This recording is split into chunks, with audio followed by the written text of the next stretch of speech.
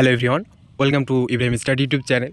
Ibrahim study YouTube চ্যানেলে তোমাদের সবাইকে জানাই স্বাগত এবং ওয়েলকাম।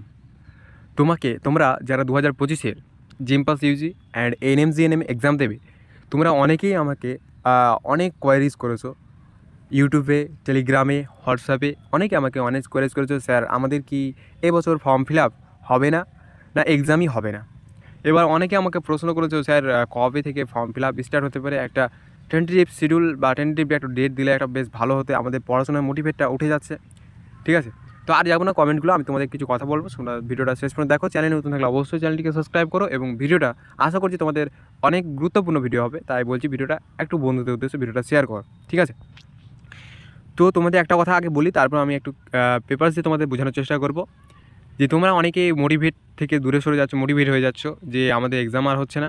দেখো এক্সাম কিন্তু হবেই, কারণ একটাই দেখো, জেমপাস ইউজি এক্সাম ছাড়া কিন্তু বিএসসি নার্সিংয়ে বসতে পারবে না। ঠিক আছে, বিএসসি নার্সিং তুমি করতে পারবে না। তোমরা একটা কথা বলবো যে জিএসসি নার্সিং, তোমাদের যে জেমপাস ইউজি যে নার্সিংয়ে যে রয়েছে, নার্সিংগুলো রয়েছে, সেগুলো তোমরা কিন্তু বসতে পারবে না। অর্থাৎ তোমাদের জেমপাস ইউজি এক্সাম কিন্তু দিতে হবে, তাহলে তোমরা বিএসসি নার্সিং, তোমাদের ব্যাচেলার অফ তোমাদের যা যা আছে, ঠিক আছে, তোমরা সেগুলোতে বসতে পারবে। তারপর তোমাদের এখানে একটা কথা, যে তোমাদের টেন্টেটিভ ডেট, যে এক্সাম ডেট, সেটা কিন্তু পাবলিশ করে দেওয়া হচ্ছে। কিন্তু তোমাদের এখানে দেখো 25/5/2025 এক্সাম ডেট বলেছে, সেটা টেন্টেটিভ বলেছে, অর্থাৎ সমস্যা তোমাদের এটা কিন্তু পরবর্তী চেঞ্জও হতে হবে। ঠিক আছে, এবার এখানে দেখো নিচের দিকে বলেছে tentative date of start online application will be announce shortly. তোমাদের অ্যানাউন্স করবে শর্টলি, কিন্তু এখনও অ্যানাউন্স করছে না। এবার 25 তারিখে তোমাদের যে এক্সাম হবে, ঠিক আছে, 25 তারিখে যে এক্সাম ডেটটা দিয়েছে সেটা কিন্তু হচ্ছে না। এটা 100% তোমরা কনফার্ম, তোমাদের কনফার্ম আমি বলে না 100%। কেন হচ্ছে না, রিজন দেখো। রিজন আজকে হচ্ছে 18 তারিখ, ঠিক আছে, এপ্রিল মাসের। তোমরা একটু বোঝার চেষ্টা করো, ঠিক আছে, আমি তোমাদের একটু বোঝাচ্ছি, তারপরে তোমাদের দেখছি বলছি। 18 তারিখ আজকে, তোমাদের যদি 20 তারিখে ফর্ম ফিল আপ স্টার্ট হয়, ঠিক আছে, 20/4 ফর্ম ফিল আপ স্টার্ট হলো, ধরো 20/4 ফর্ম ফিল আপ যদি স্টার্ট হয়, তারপরে তোমাদের হাতে কয় মাস থাকছে, 1 মাস, মানে 25-এ শেষ হবে, তাহলে 20/25/05 তোমাদের কিন্তু শেষ হচ্ছে। এটা ফর্ম ফিল আপটা তোমাদের কিন্তু শেষ হচ্ছে, ঠিক আছে, এটা ফর্ম ফিল আপ শেষ হচ্ছে, মানে 1 মাস তোমাদের ফর্ম ফিল আপে ডেট নেবে, টাইম নেবে, তাহলে ফর্ম ফিল আপ শেষ হলো। এবার 25 তারিখ কিন্তু এক্সাম ডেট লেখা আছে, দেখো তোমরা 25 তারিখে এক্সাম ডেট আছে, কিন্তু সেটা তা আমি বলে দিলাম তোমাদের কনফার্ম 100% যে এক্সাম ডেট হবে না, এক্সাম হবে না 25 তারিখে। সেটা কিন্তু তোমাদের পিছিয়ে যাবে, অর্থাৎ কত পিছাবে সেটা কিন্তু এখনও অ্যানাউন্স করা হয়নি, কিন্তু পিছাবে তোমাদের, সেটা 1 মাস হোক 2 মাস হোক, কিন্তু পিছাবেই। ঠিক আছে, পিছাবেই। তোমাদেরকে এটা দেখে তোমরা বুঝো, যদি তোমাদের সামনে কাল দিয়ে পরশু বা পরশু, ঠিক আছে, 20 তারিখে যদি ফর্ম ফিল আপ স্টার্ট হয়, সামনের মাসে 20 তারিখে ফর্ম ফিল আপ শেষ হচ্ছে। এবার হাতে আর 5টা দিন সময়, 5টা দিন তোমাদের কখনোই অ্যাডমিট কার্ড ডাউনলোড হতে পারে না, অর্থাৎ কখনোই স্কুল চয়েস হতে পারে না, যে কোন স্কুলে তোমার সিট পড়বে, সেই স্কুল অবশ্যই ওয়েস্ট বেঙ্গল জয়েন্ট চয়েস করতে পারবে না। তাই জন্য বলছি, অবশ্যই তোমরা ফর্ম ফিল আপে যে ফর্ম ফিল আপ স্টার্ট হবে কখনো, সেটা তো পরের ব্যাপার, কিন্তু তোমাদের যে এক্সাম ডেট সেটা কিন্তু পিছাবে। এবার যদি এক্সাম ডেট পিছায়, তাহলে অবশ্যই তোমাদের ফর্ম ফিল আপে পিছাবে।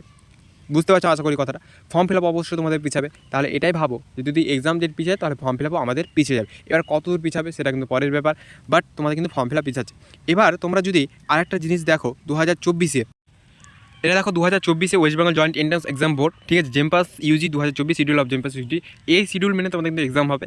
ঠিক আছে, এবার এই শিডিউলটা যদি একটু দেখো, এখানে কি বলেছে, প্রথমে তোমাদের চেঞ্জও হতে পারে, কিন্তু এটা তোমাদের চেঞ্জ হয়েছিল না। এবার দেখো, online application with payment fees, তোমাদের 2024-এর 22/3/2024, অর্থাৎ ফ্রাইডে ছিল সেদিন।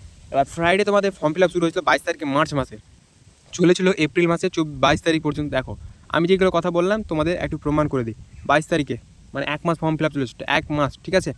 এবার তোমাদের 2 দিন আবার এক্সট্রা তোমাদের কারেকশন উইন্ডোতে করা ছিল, মানে কারেকশন ডেট, যদি কোনো ভুল হয়ে থাকে সেটা কিন্তু কারেকশন করতে পারবে তোমাদের 24 থেকে 26 তারিখ, অর্থাৎ আজকে 18 তারিখ, সামনে মাসে যদি 18 আজকে ফর্ম ফিল আপ শুরু হলে যদি সামনে মাসে 18 তারিখে শেষ হয়, তাহলে আবার 2 দিন তোমাদের 2 থেকে 3 দিন কারেকশন উইন্ডো দেওয়া হবে, মানে কারেকশন ডেট দেওয়া হবে। ঠিক আছে, তাহলে এটা হচ্ছে 1 নম্বর কথা, ফর্ম ফিল আপ শুরু হচ্ছে না, এটা কনফার্ম হয়ে গেল। আচ্ছা, তারপর তোমাদের দেখো publication of download admit card. এবার অ্যাডমিট কার্ডটা ডাউনলোড কখন হচ্ছে, 20/6 অ্যাডমিট কার্ড ডাউনলোড হচ্ছে, 20 তারিখ 6 অ্যাডমিট কার্ড ডাউনলোড হচ্ছে, যেখানে তোমাদের 1 সপ্তাহ অথবা 10 দিন তোমাদের download card admit card download করতে দিচ্ছে, টাইম দিচ্ছে। ঠিক আছে, তাহলে তোমরা ভাবো, অ্যাডমিট কার্ড ডাউনলোড করতে দিচ্ছে 10 দিন, কিন্তু এখানে এক্সামের ডেট যদি ফর্ম ফিল আপ স্টার্ট হয় 1 মাস টাইম, হাতে 5 দিন পরে এক্সাম, কিন্তু সেটা কিন্তু হবে না। বুঝতে পারলে, তাহলে তোমরা একটা বুঝেই যাচ্ছ এখানে তোমাদের আর ফর্ম ফিল আপটা হচ্ছে না, ফর্ম ফিল আপ হচ্ছে না, এক্সাম হচ্ছে না, এক্সামটা পিছিয়ে যাচ্ছে।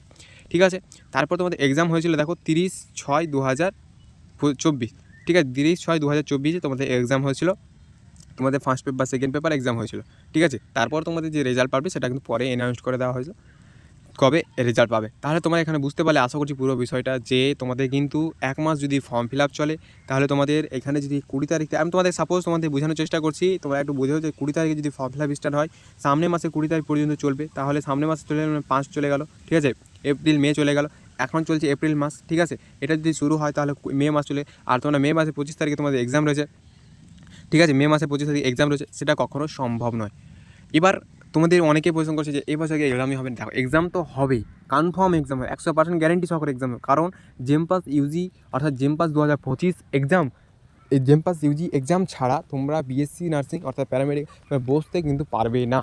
ঠিক আছে, বিএসসি নার্সিংয়ে তোমরা কিন্তু বসতে পারবে না।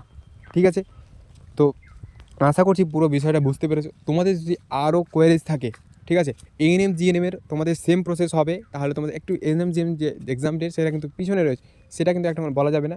তবুও এটা যে এক্সাম জেমপাস ইউজি যে শিডিউল, সেটা কিন্তু তোমাদের একটু আশা করছি অনেকটা তোমরা এখানে বুঝতে পেরেছো। ঠিক আছে, সেই হিসাবে তোমাদের আমি বোঝালাম। যদি ভিডিওটা ভালো লাগে অবশ্যই লাইক করবে, বন্ধুদের উদ্দেশ্যে ভিডিওটা প্রচুর শেয়ার করবে। ঠিক আছে, তোমাদের একটা লাইক এবং একটা সাবস্ক্রাইবের জন্য আমরা ভিডিওটা বানাই। ঠিক আছে, তো অবশ্যই তোমরা ভিডিওটা শেয়ার করবে বন্ধুদের সাথে, এবং তোমাদের যদি কোনো কোয়ারিজ থাকে অবশ্যই কমেন্ট সেকশনে কমেন্ট করে জানাবে। ভিডিওটা এতটুকুই, দেখা হচ্ছে নেক্সট ভিডিওতে। সবাই ভালো থেকো, জয় হিন্দ, বন্দে মাতরম।